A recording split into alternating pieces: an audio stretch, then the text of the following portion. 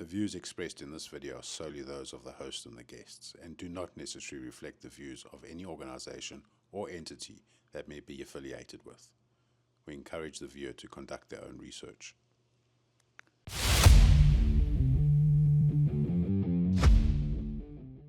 Hi there, and welcome to another episode of The Pack Breakers, a show dedicated to tobacco harm reduction and the people of tobacco harm reduction. Today, like always, is a very special show. It's a show where we celebrate World Vape Day, the 30th of May. And World Vape Day, for many of us, is significant because it represents a change in our habits, a change in walking away from the harm of combustible tobacco or combustible tobacco into safer alternatives, giving many people around the world the opportunity to live a better, healthier life because they escaped tobacco. So today I've got two very special guests. One we've already been introduced and known for a while, and that's Ollie. But we have a new guest, Ollie, and I'd like to welcome both our guests. Hello, Ollie. Hello. How's it, everybody? And welcome, Ollie. Thank you, Kurt. I've been watching the podcast from the other side, so it's good to be on it for once. Well, it's taken me some time to get you onto this. So, what changed your mind? I'm a little shy. Well, I'm a new vapor, so this will be my first World Vape Day. Okay. And I figured, why not come onto the podcast and perhaps share a little bit.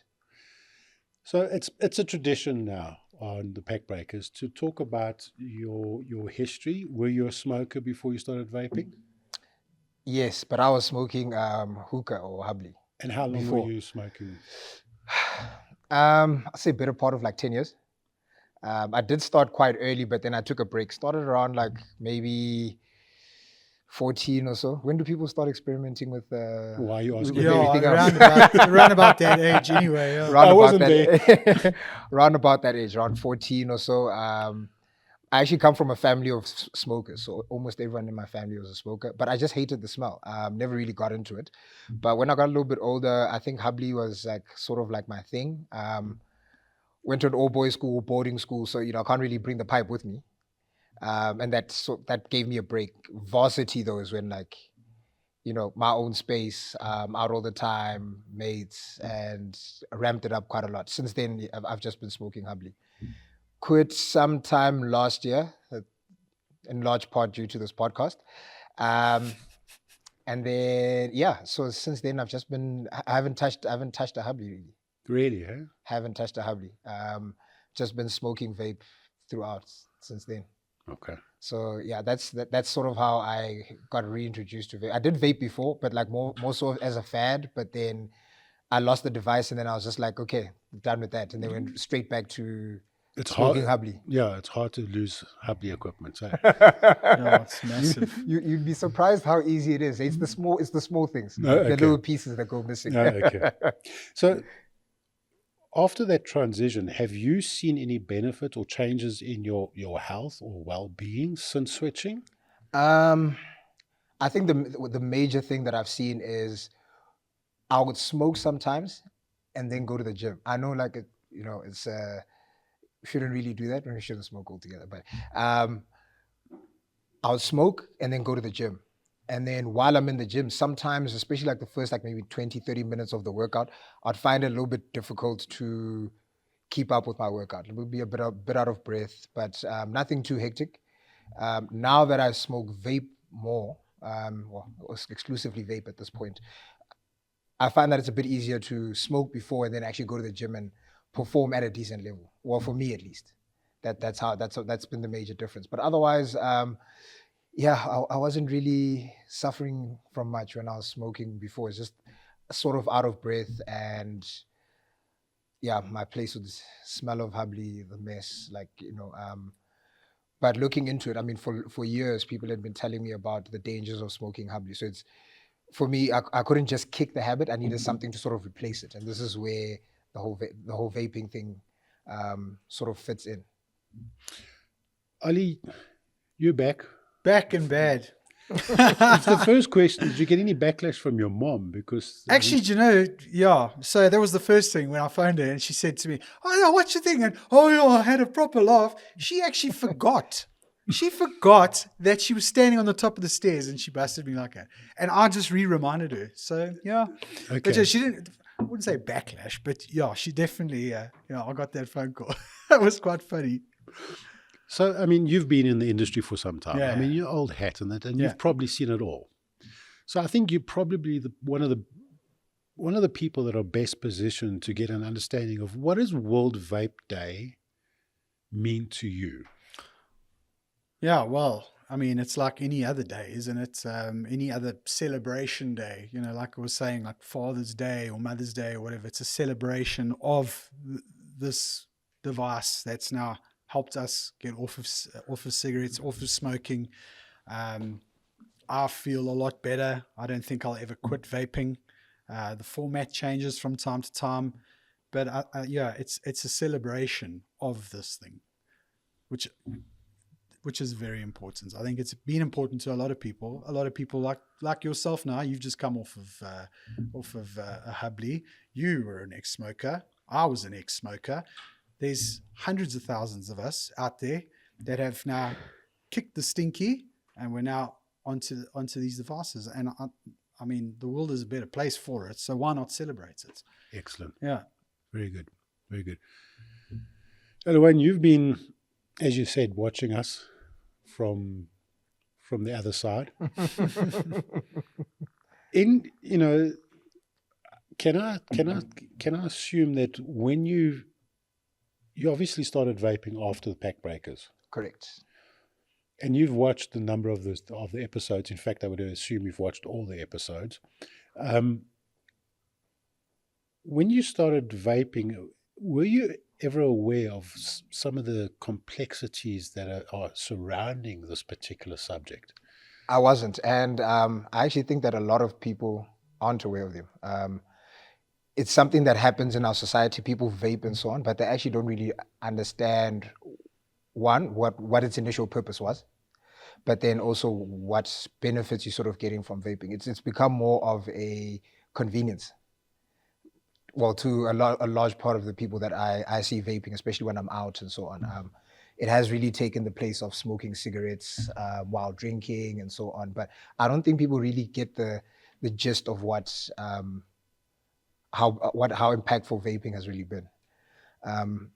So something like World Vape Day, whenever I think of something like World Vape Day, I just think that it's great for the existing community that, hey, we get to celebrate this day. But it's just a little bit unfortunate. It reminds me that it's unfortunate that some people aren't getting that information into their hands.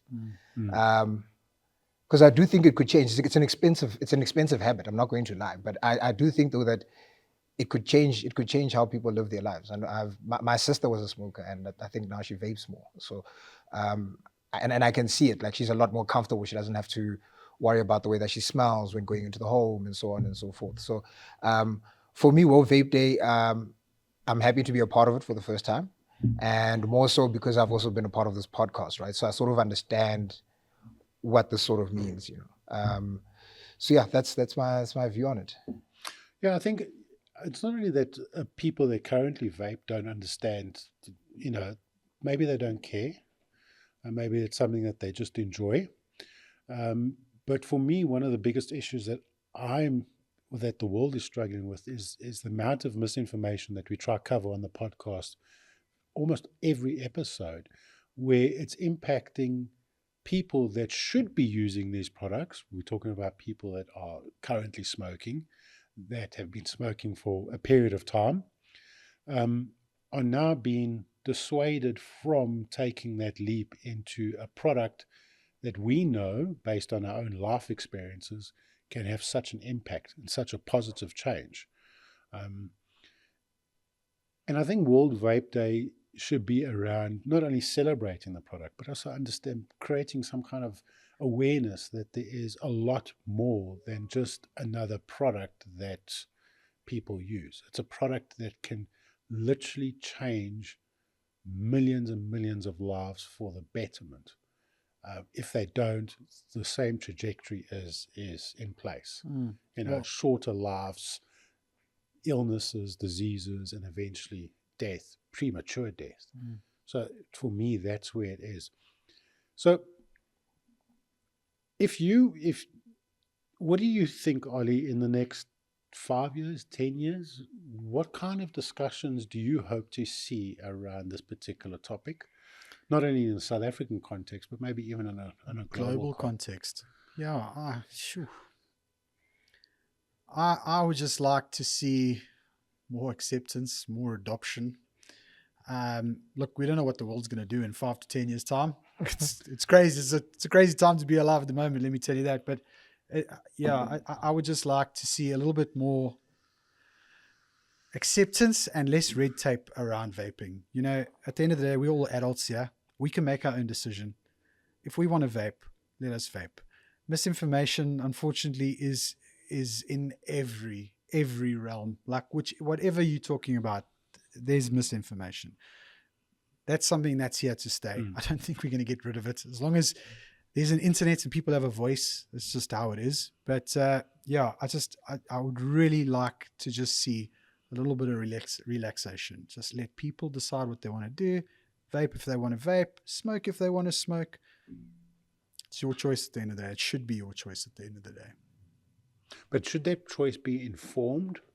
Oh, 100%. It should be informed. So, I mean, if we, for example, one of the big issues that we're facing around, particularly in the South African context at the moment, is that this narrative that vaping is no different to smoking with regards to health. And unfortunately that stems from that misinformation, because they're saying that it's worse. They're saying, oh, vaping is worse than smoking. Oh, popcorn lung. I can't believe we're still having a popcorn lung conversation, because that was debunked. How many years ago was that debunked?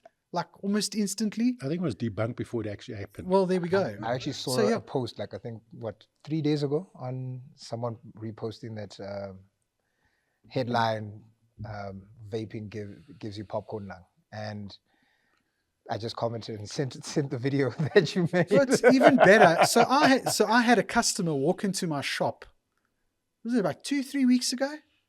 And he was with his wife, and he was buying himself a bottle of juice. And I you know, like I said to him, what can I get you? You know, we've got all these pink devices here, type of thing. Like what do you? Oh no, sorry, I don't want popcorn lung. And I'm like going, like really? It's still out there. Like people think it's a thing. Well, it's difficult if you have doctors and you have reputable sources. Yeah, that say that you could get popcorn lung, and you know we created a whole video explaining this correlation between popcorn lung and vaping, and it's just absolutely bizarre. But it's not the only thing that we hear. I mean, we also seen this almost merging of different things, and then popping out a whole different beast around vaping. So they're even throwing in Ivali into the mix and getting it all mixed up between popcorn lung, Ivali, water on the lungs, erectile dysfunction, hair loss, you name it.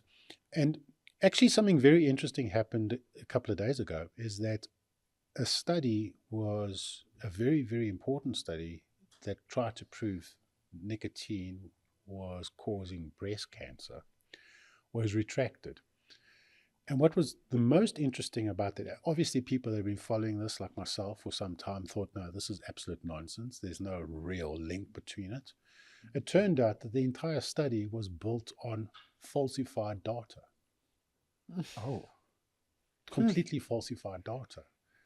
And unfortunately, that message was spread around the world when it was released a number of years ago.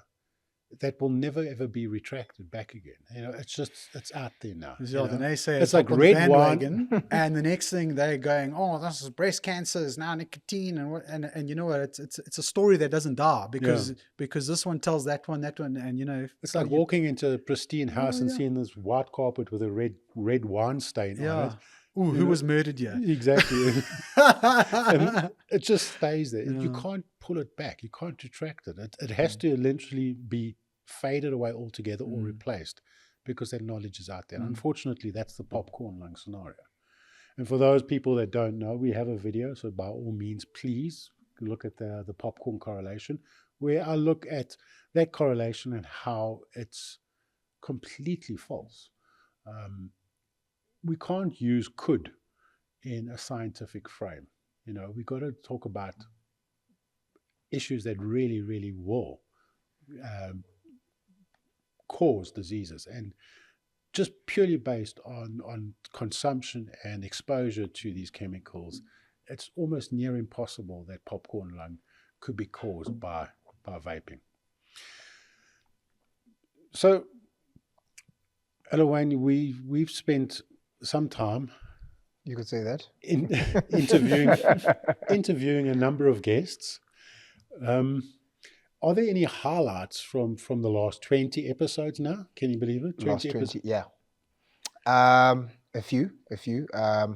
I think that one would be Thembi Nkosi came on and spoke about how it impacts South Africa from a socio-economic standpoint. I think that was a good video. I also really enjoyed Dr. Fossilinos's clip that you did with him as well.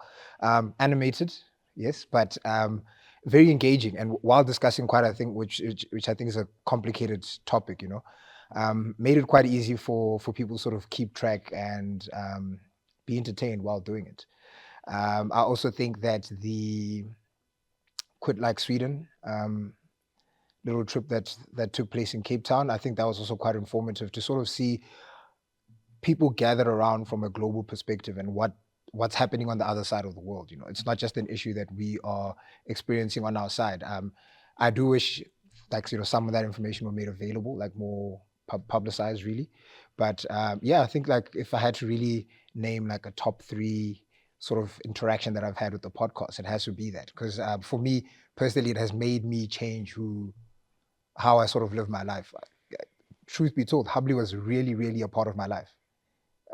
Consistent thing throughout my life, and that's no longer existence. So it's really, really changed. You finally opened your eyes, bro. It took a bit of convincing. I want like double-digit episodes for me to then pick up a vape, but we did it. Well, that's good. So when you've now been exposed to a whole host of things and had a chat with a number of these really quite impressive individuals, in terms of not only the individuals that have made the switch to safe alternatives, the actual users, but scientists and researchers that have literally gone against the narrative and highlighted things that typically would be taboo. One of the things that I've always looked at is that Clive Bates taught me that people are going to use nicotine. The question is how you use the nicotine, not the fact whether they should or shouldn't. Nicotine's been part of our existence forever. Thousands of years. How do you, the question is, how do we make this level of consumption or this product's consumption safer? In the same way as that, how do we make a car safer? How do we make any activity, and let's face it, every single activity out there, and I think Fossilinos touched on that too, is that every activity does come with risk. Yeah. The question from a public health perspective is to identify and accept that those risks exist, and what are the ways in order to mitigate the harm as much as possible, but still have those products within some kind of control, some kind of regulatory framework, that we don't lose control. So given all of this that you've seen, what do you think, or what would you hope to see going forward with regards to vaping? I think the big one would be policymakers actually understanding what vaping does for the consumer versus smoking a cigarette. I think that lumping it all together and just saying that like smoking is smoking isn't the right approach, because then I think it stifles innovation in the space for our region. It limits the amount of information that people are going to get around it. So you just get misinformation being perpetuated, but with no end, with no stop. It's a part of our government's responsibility to look after its people. So they need to find a way. I'm not saying necessarily that go out there and just promote vaping, right? But there needs to be some sort of education around then at least the harms of continuing to smoke versus making the switch to vaping. I think that that is going to be the only way. It has to be something that is sort of government approved, something that government can then say, we can help assist with X, Y, and Z. But if they're forever pushing back with some of the things that they propose in the legislature, I think it makes it very difficult for somebody to make the switch. It effectively means that if you weren't an existing vapor and you don't know what you're going to sort of buy, then that's tough luck for you. How likely are you to change if you can't get the information that you're supposed to get, over, even if it's over the counter within a vape store? Not necessarily, it doesn't have to be necessarily in a pharmacy and at a garage. I think even letting some garages sell disposable vapes, I think, is a misstep, because I think it just allows a lot of access to people that shouldn't have access, such as youth and so on. I mean, I've gone to service stations and seen people that I assume are younger than me. I mean, I don't know, I don't have their ID numbers on me, but people that I assume are younger than me making purchases right over the counter, right? You're sitting at a table where it's definitely... So I think that it needs a combined effort. I get that, but I'm of the belief that government shouldn't be responsible for people's lives. I don't believe that. I think government should be in the position to create environments where people make choices based on information, based on a whole host of things. I don't believe government should be in the position to say, you will do this or you will do that. We've seen the devastation that is caused by governments that are overreaching in social manipulation. I think what should happen is that government should say, listen, guys, let's bring it back into vaping context or into nicotine consumption context. We say, we have a suite of products that are now in the wild. Okay. We know that these products are going to be used. Our role is to create a framework where these products can be consumed and used safely. So there are certain things like we don't want in these products, and there's certain things that we want these products to achieve from a safety perspective, so make sure that they have the correct batteries, that they're made from the correct materials. However, in order for you to consume these products or wanting to consume the products, you need to understand these are the risks. When it comes to combustible tobacco, the data indicates these are the risks. When it comes to vapes, these are the risks. When it comes to nicotine pouches, these are the risks, so forth and so on. However, overarching around this is that none of these products are safe. We can safely say that none of these products are safe. However, safe and harm is on a spectrum. And in that spectrum, if you are a person that's smoking, you're on the high end of the spectrum. You're on the high end of the spectrum. These are the risks that are associated to it. That's the information that needs to go out. If you are not a smoker or not a vapor or anything like that, then the information should be sufficient enough to say, but why do you want to even start? That kind of thing. The problem is as soon as you start, the way I view it, as soon as you start creating too much regulation, overreaching that, is that people will then move to areas that are out of control, particularly individuals that are risk takers. And the reality is that most people that use alcohol or nicotine or any other products are typically going to be a risk taker around the youth. If you think about us as youth, why would you start using a hookah pipe? Because you're a rebel. Was it a Formula One car? Was it a Formula One car? Was it a TV ad? Or was it just because you were involved with groups of individuals? It's curiosity and your environment, like what's happening sort of around you. I think kids are easily susceptible to things as well. So I honestly believe that we need to create environments, and this applies to everything, where people can have sufficient amount of information in order for them to make an informed choice.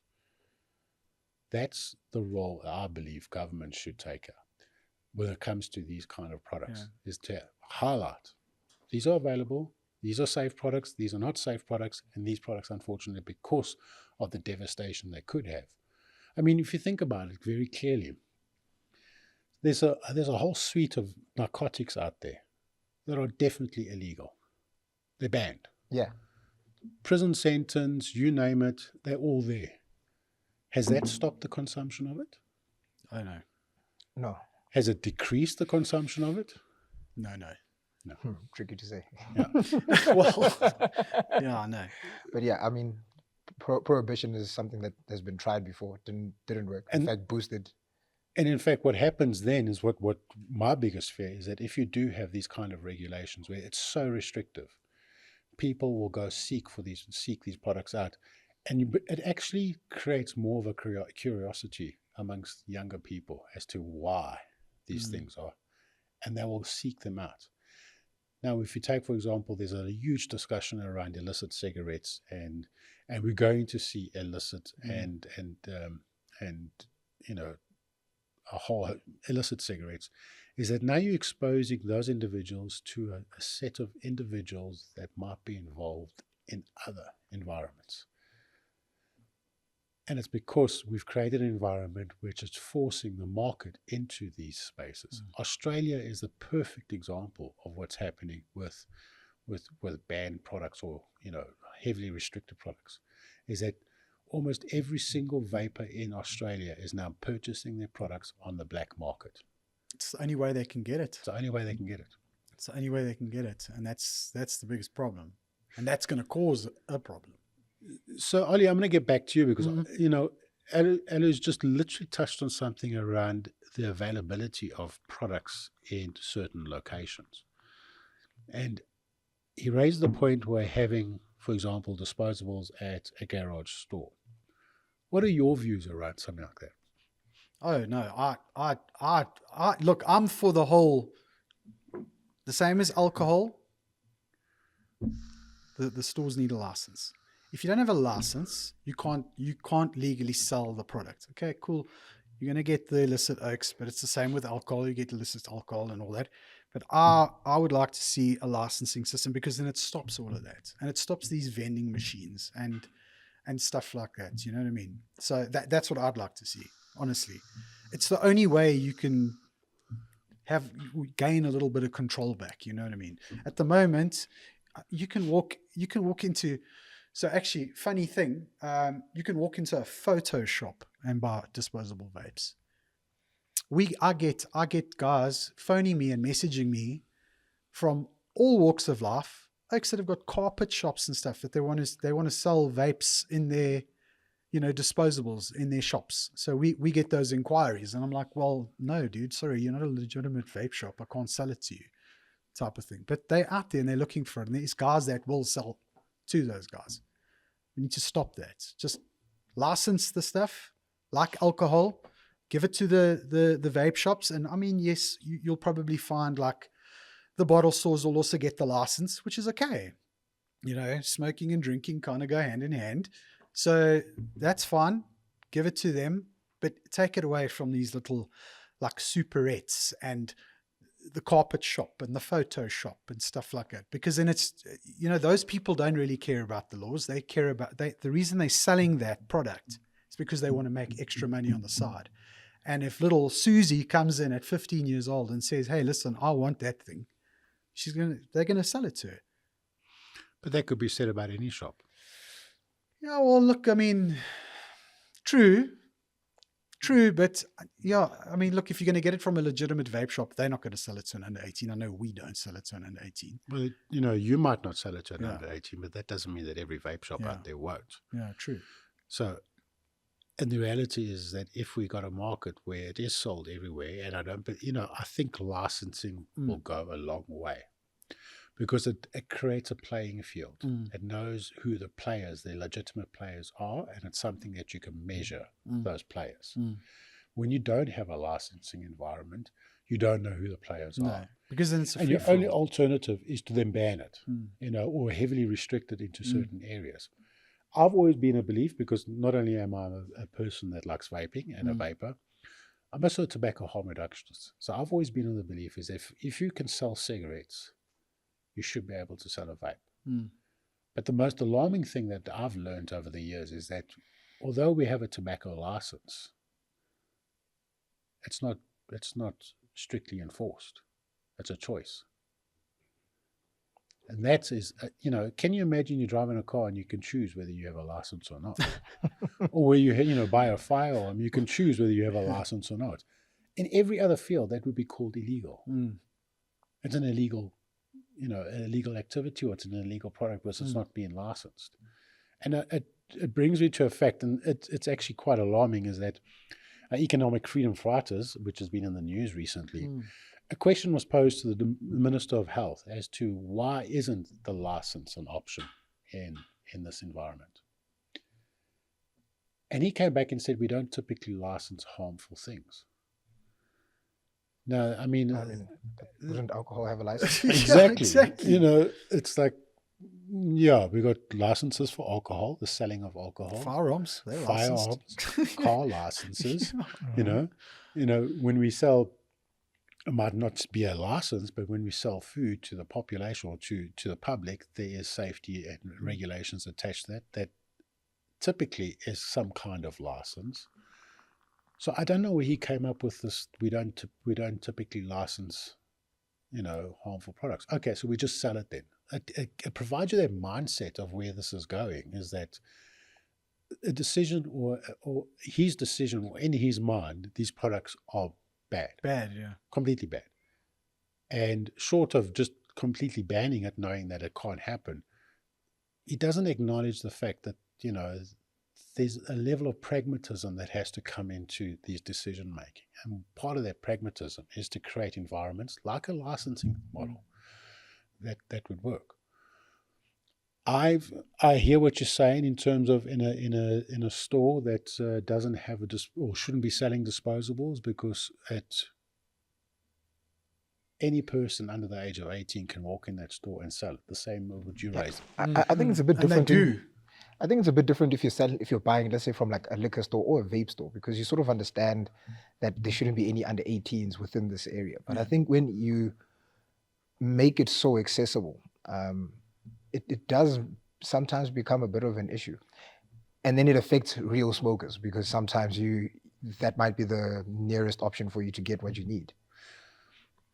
I told my son the one day, one of the biggest issues that I see in the world is that we stop teaching people to look for the pothole or the manhole. Mm-hmm. We stop teaching people to look for that. We teach them to look for the red tape, the tape or the cones. And if there's no cones, that means it's safe. But they just stop looking at the manhole.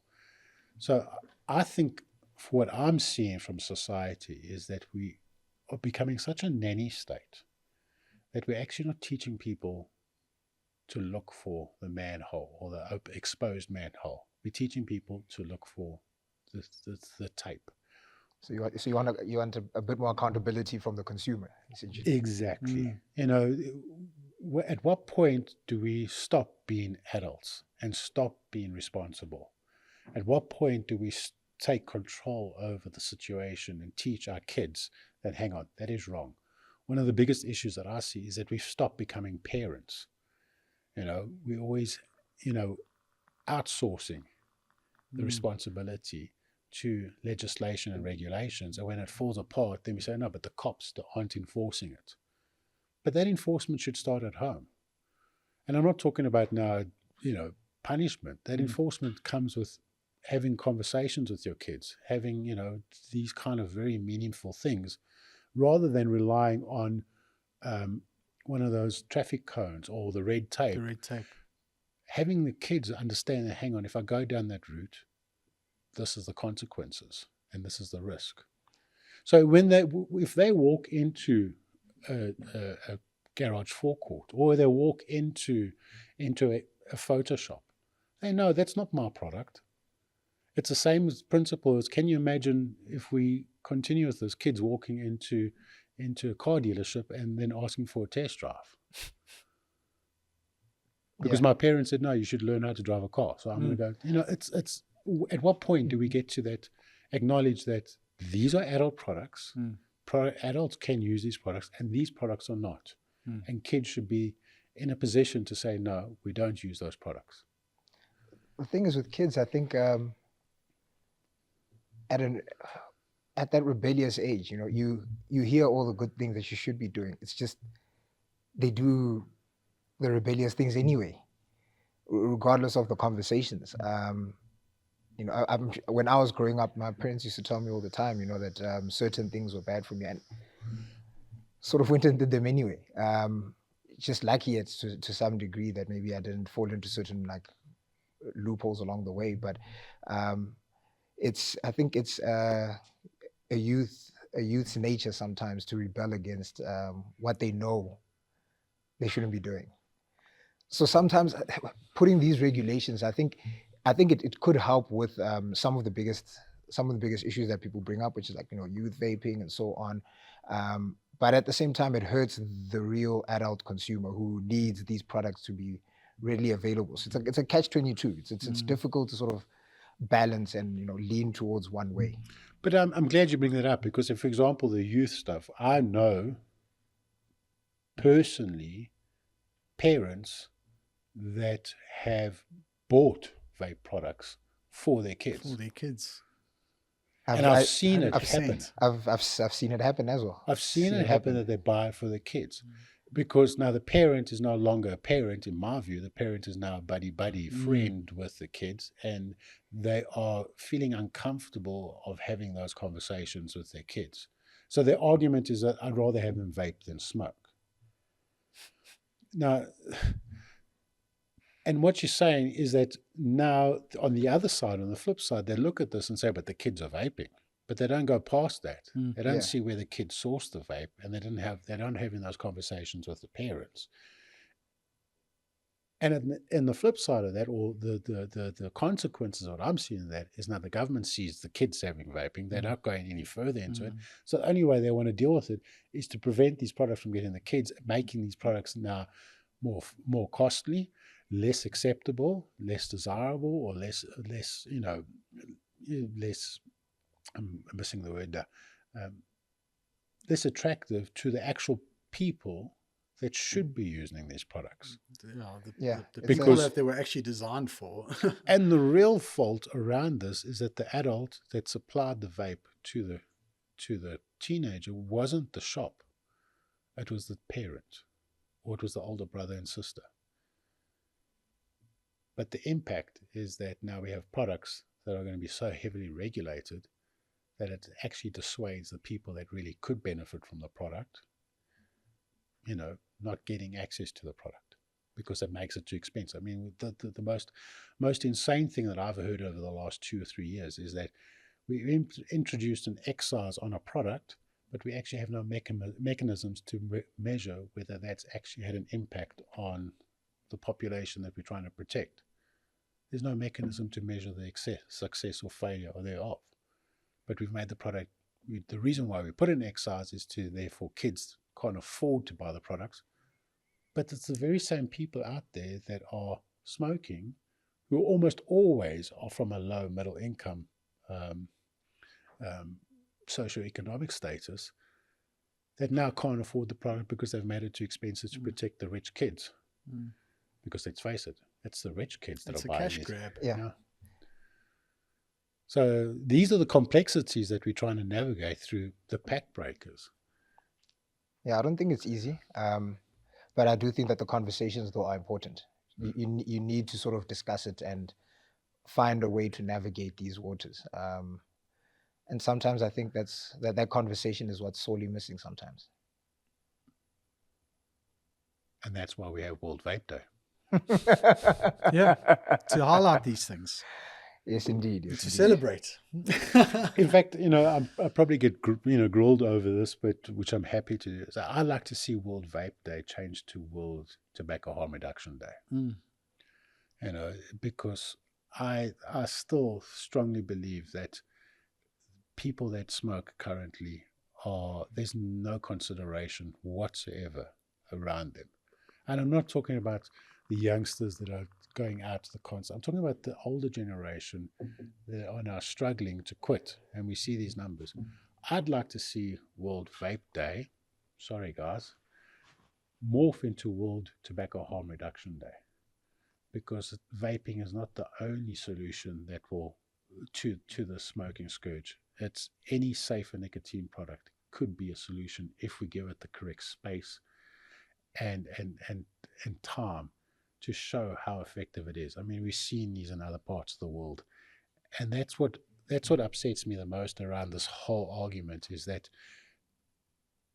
a lot of the people that profess to wanting to see the end of smoking are standing in a way of a product that could see this accelerate if given the correct space and the correct framework to do so. 100% agree with that. So, in closing, I want to thank you guys for taking the time to have this conversation. Is there anything that you want to share with our viewers around vaping and why World Vape Day is important? Yeah, quit smoking, start vaping. It'll save your life. And that's not a lie. It saved mine. And like I'll go back to the millions of people that it saved as well. And that's it. On my side, I think there's a lot of misinformation out there. So when you do see something come across, like just take a minute to like do your own little bit of research. Find out for yourself whether or not you would like to, take up vaping or reduce your harm. But I think continuing to smoke is just a mistake altogether. You don't necessarily have to vape, but there are other options out there.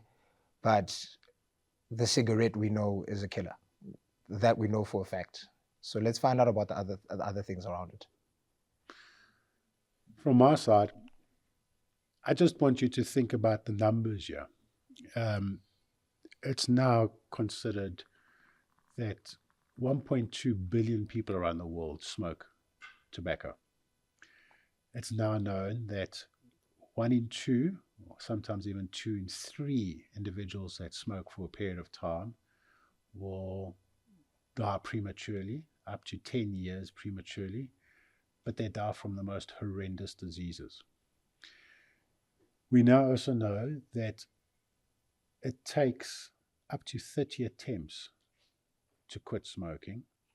And we also know that 4% of people that try to quit just using a cold turkey approach, a quit or die, are successful, leaving 96% of those individuals failing. We also know that we've seen smoking rates plateau in countries that refuse to take that step into harm reduction. And that's quite,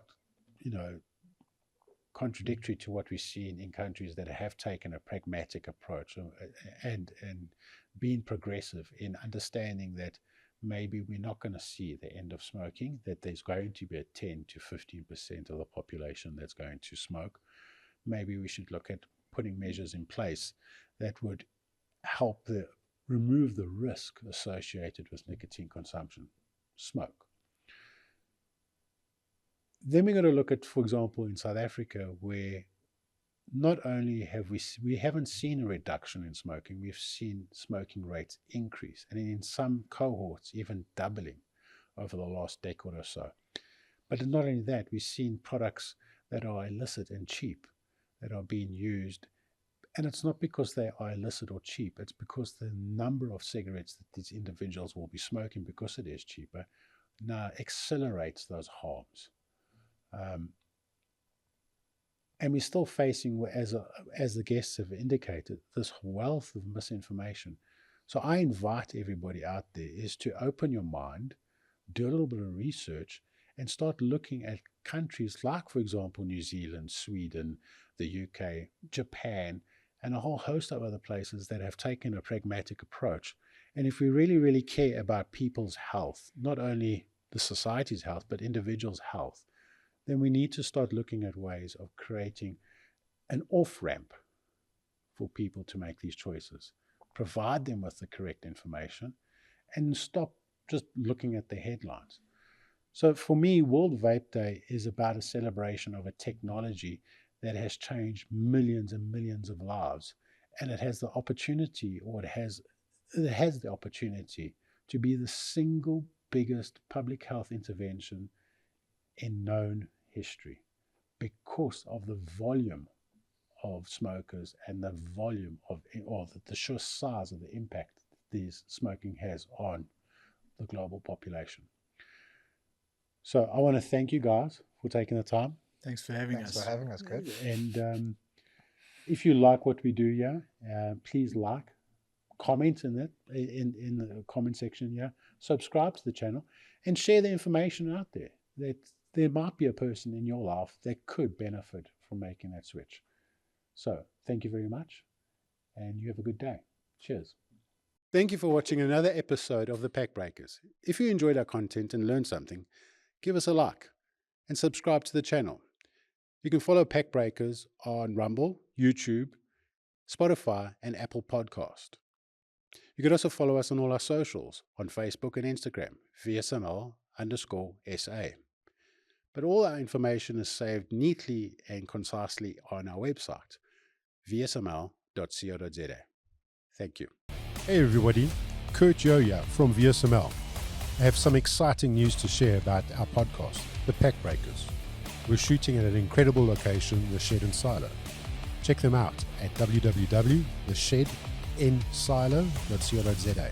Get ready for a visual treat.